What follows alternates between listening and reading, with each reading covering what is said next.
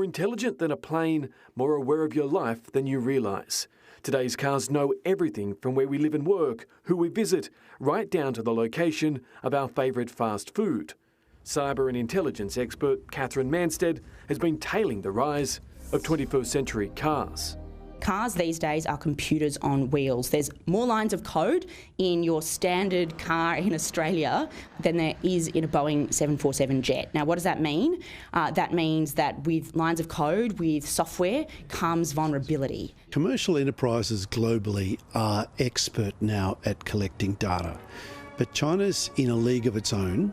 As the secretive state hoovers up information throughout our suburbs and cities, China is no longer an automotive minnow. Its companies, some state-owned, control more of our markets than ever before. G'day, I'm Paul. A big chunk of the electronics we buy today are built in China. But would you buy your next car from a Chinese brand? Paul Marrick is the founder of the company Car Expert. It's quite clever the way that they've done it. MG, for example, it used to be a sports car brand. A lot of people associate the brand MG with little sports cars. Same with Volvo as well. It has a lot of Swedish heritage. But now that both of those are Chinese owned, a lot of people don't know that these vehicles are made in China and come to Australia. Last year, more than 122,000 Chinese manufactured vehicles were sold in Australia, earning China fourth place on vehicle sales. A wave of once unheard of manufacturers are arriving. BYD design, competing on technology and price. Senator James Paterson sees a different cost. A member and former chair of Parliament's Joint Intelligence and Security Committee, he's advising Australians to avoid buying Chinese cars if they care about their privacy. Certainly if you're a politician or a journalist or an activist or an academic who's working on issues relating to China or national security, then you need to be extra cautious. He says it comes down to Chinese criminal law, which bends businesses to the will of the authoritarian state. All Chinese technology companies pose a degree of risk because of a 2017 law called the Chinese Intelligence Law, which requires all Chinese companies and individuals to assist Chinese intelligence agencies and to keep that assistance covert. Potentially giving the Chinese Communist Party not just information about military matters, but an inside understanding of something as small as how a business works to how someone may vote. It's all part of building what's called a pattern of life, your life. So if we take, for instance, a car, that might give information about your geolocation, where you go, where your car stops, which you can build an inference about who a person is seeing, where they live. That is enough to start building a pattern of life. And then we pair that with network data, who your contacts are, who you speak to most frequently. You start to build a really rich picture about who you are, what you do, what you stand for, and even where you are at any given time.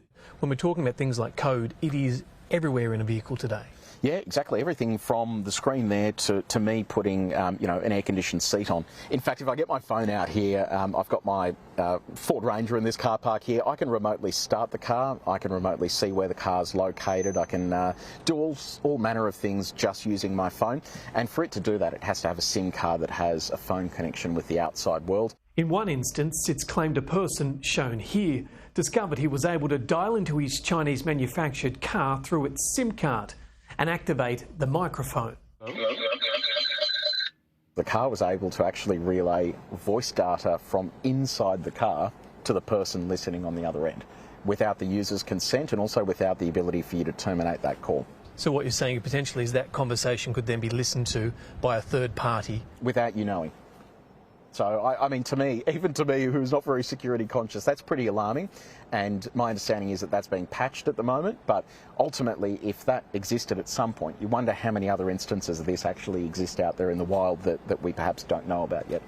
In the United Kingdom, a hidden Chinese tracking device was reportedly found in a government vehicle during an intelligence sweep. British government departments have also banned and started scrapping Chinese security cameras on sensitive sites.